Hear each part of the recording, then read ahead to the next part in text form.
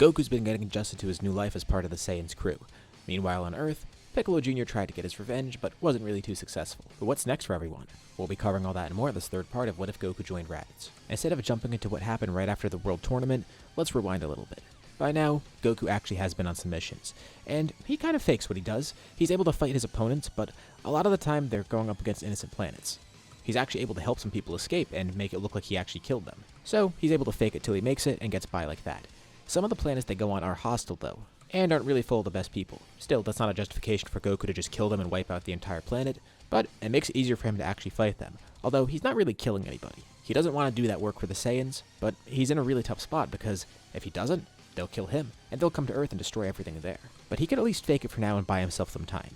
But after a couple of missions, the Saiyans are pretty suspicious. They're not stupid. Goku has never actually killed anyone on their missions. There's been some unconfirmed kills, but they never actually saw him kill anyone. They've seen him fight others though, but typically he'll just knock them out at best. They do know he doesn't want to join them, but they come to see he truly is that weak. Not just in the sense that he's too physically weak to fight some of the opponents they go up against, but he's too mentally weak. He can't do what a true Saiyan does. They know he's holding back. He's avoiding his duties, and Nappa decides to make it clear to him. He needs to play along or there will be consequences.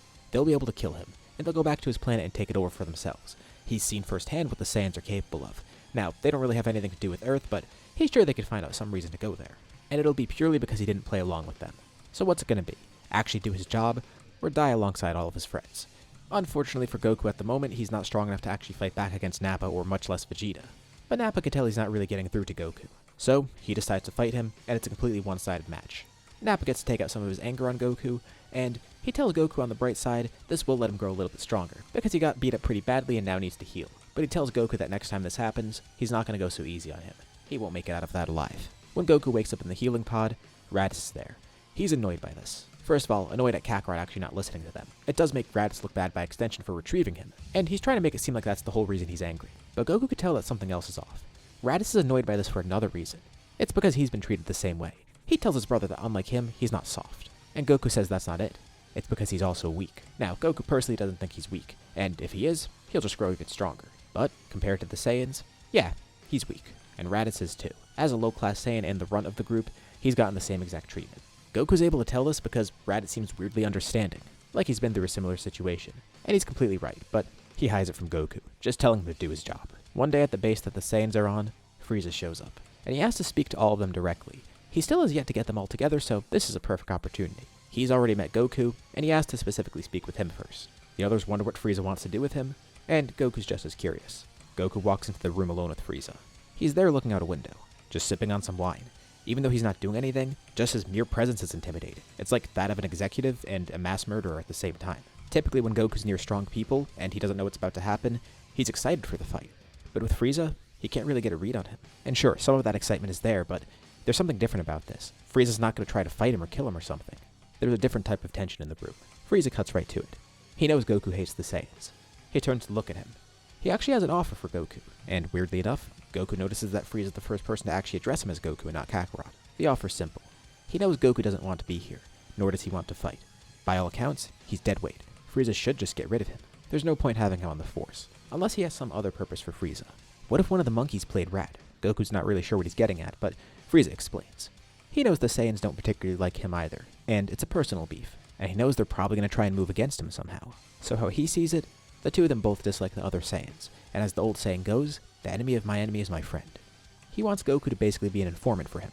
And this isn't really an offer, it's a command. It's not like Goku really has a choice. If he can get any sort of information on the Saiyans that says that they're going to move against Frieza, he wants Goku to tell him. In exchange, he'll make sure that Goku doesn't actually have to do his job.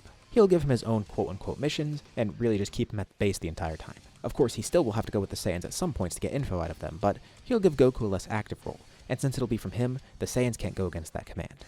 But be warned, betray Frieza, and they all die regardless, Goku included. This way, he at least has an out. So if the Saiyans truly are conspiring against him, and Goku ends up joining, that's not going to be fun for him. Or Earth. Goku leaves the room, so Frieza suspects that the Saiyans want to work against him, and he knows Goku probably does too, but he also knows Goku can't really leave here. If he does, the Saiyans will try and kill him and go to his planet. And of course, Frieza could just do that himself too. So he's going to make the best of this situation. Goku's not really sure what just happened or what he got himself into. He's an informant for Frieza now? He doesn't really want to do that. Like, yeah, he doesn't like the Saiyans, but he doesn't want to be a rat either. It doesn't benefit him in any way. But he has no other choice. And Frieza expects this too. This is all a psychological ploy, manipulation. He lets the other Saiyans know to stop fighting with each other. It's bad for business. And Vegeta thinks that Kakarot ran to Frieza like a child, but Frieza says this was his choice. Goku didn't even tell him about it. He found out about this on his own. He tells Vegeta if there's any more infighting, they'll all be dealt with. Right now what Frieza's trying to do is destabilize them. Having that outsider Saiyan here is good enough for that. And he doubts Goku's going to get any usable info for him, or even give him info in the first place. But that's the whole point. He wants them to suspect Goku's not working in their best interests. And by creating destabilization, the Saiyans will probably just turn against each other. He knows Goku came here without them even asking him. He didn't willingly join the Frieza force. The way Frieza sees it, it's a win-win. If Goku actually does become an informant for him, great. He gets all this extra info on the Saiyans that he didn't know before. But even if not, he's creating fake chaos amongst the Saiyans, creating more of that same infighting he told them to stop. He couldn't care less what happens to any of them, which is why it might just be better for them to kill each other off. If they're truly loyal and all working together, that wouldn't be an issue. But even if there's a small amount of discord amongst them, that will cause infighting. The problem will solve itself, and Frieza won't even have to lift a finger. Following this strange encounter, Goku continues his training. He goes on less missions, partially because of Frieza, but partially because he's too weak for some of them. And Raditz stays back from some of them too.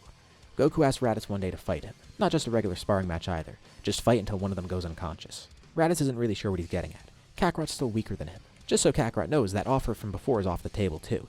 Even if he beats Raditz in this fight, which probably won't happen, he's not going to let him go home. And Goku expected that, but it's not about that either. Fine. He accepts, but he tells Kakarot he's not going to hold back.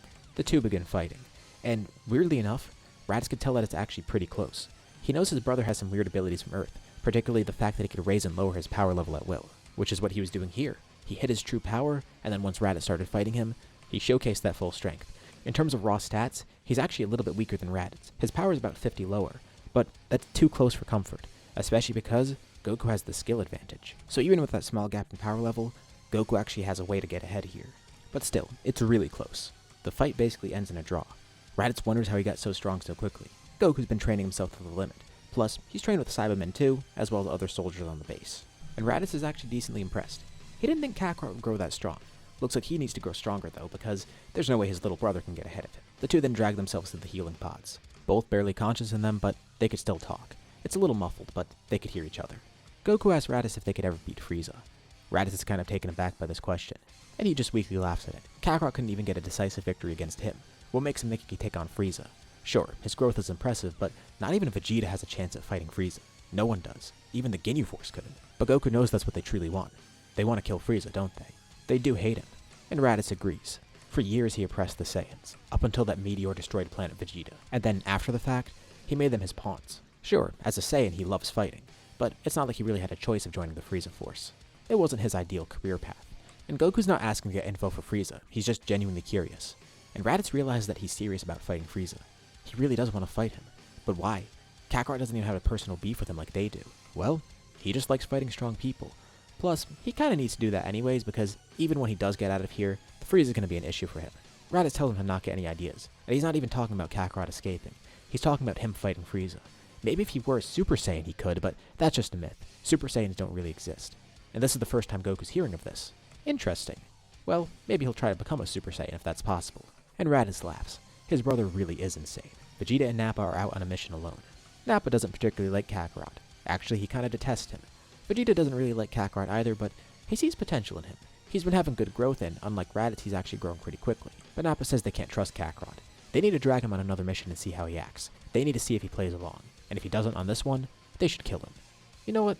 Vegeta's not really opposed to that. Sure, give him one more chance to make himself look good. So, on the next mission, the 4 Saiyans are all together.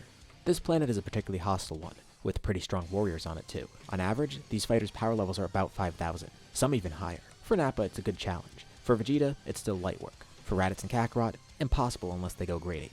When they arrive, it's during a full moon, so all the Saiyans transform. And it's pretty easy for them to take out all these warriors. Thankfully, Goku doesn't actually have any qualms about fighting them here. But again, he's not just killing mercilessly like the others. At one point during one of the fights, one of the enemies is able to attack Raditz's tail, not even knowing this would make him de-transform, but it does. Raditz turns back to normal. No longer a great ape, and basically defenseless. He's swarmed by all the enemies. It's certain death for him. But at the very last moment, Goku's able to save him, actually protecting Raditz and knocking all the enemies away. Nappa angrily then comes over and launches a mouth beam at all of them, incinerating them in front of Goku. And he grabs Goku by his collar. He's still not actually killing their opponents. But Vegeta tells Nappa to relax, leave it alone. Now we're back at one of the Frieza Force bases again. Goku's starting to get more and more optimistic. He's growing strong. He might actually be able to get out of here. And unlike Nappa and Vegeta, Raditz doesn't actually hate Goku. He needs to sway Raditz somehow. He has to get closer to him. And it's not just a manipulation tactic just for his benefit. He's not particularly fond of Raditz, but he wouldn't mind forming a real bond with him. He is his brother after all. It would be better to have a good relationship with his brother than hate him. Plus, Goku can clearly tell that Raditz doesn't like being with the other Saiyans either. They don't treat either of them well. Strangely enough, Goku's best chance at getting back home is turning his kidnapper against the others. Goku and Raditz are training again one day, and he asks Raditz bluntly. He doesn't like the other two Saiyans, does he? And Raditz says he doesn't really have much of a choice but to work with them. As a Saiyan, he thrives in combat, and he's better with other Saiyans. And Goku reminds him that there's a Saiyan standing right in front of him. They can grow stronger together on Earth. Raditz laughs at this. Kakarot was weak when he found him. What, he's trying to get him to turn against the other Saiyans and go to Earth, just because the Saiyans are mean to him?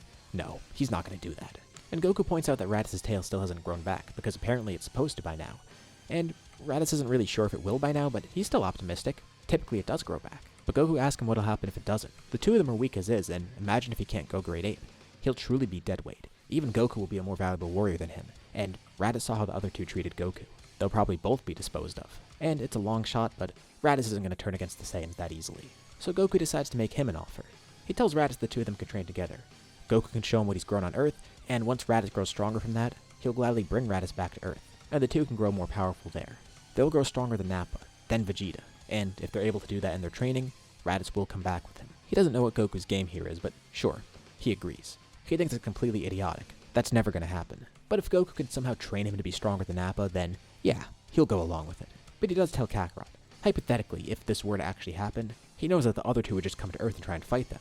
And yeah, Goku knows that. If he didn't, he would have actually left already. And he has a hunch that Raditz would have done the same as well. Raditz hates to admit it, but that is true. And that's exactly why they're going to grow stronger than the other two before they leave. And Raditz isn't too surprised that Kakarot's turning against them. It's to be expected after all. He was kind of kidnapped and dragged here. But he didn't expect Kakarot to actually rope him into it too. He thinks it's beyond crazy, beyond stupid. But it could be entertaining. Although he needs to think ahead too. After they defeat the Saiyans, what after that? They're going to fight the entire Frieza force. And yeah, Goku's up for that. Frieza too. Now he's starting to get excited again. Once more, Raditz can't tell if he's just being crazy or stupid. Or both. But it looks like Kakarot wants to start a rebellion. Not just against Frieza, but the Saiyans too. He must have gotten that rebellious nature from his father. And with that, we'll leave off here for now. What do you guys think about this part? What's going to happen next? Leave your thoughts and ideas in the comments below. I'd love to see what you guys think. As usual, be sure to drop a like and subscribe if you haven't already. It really does help out the channel, and it shows me you want to see more videos like this. Anyways, thank you all for watching, and I'll see you all in my next video.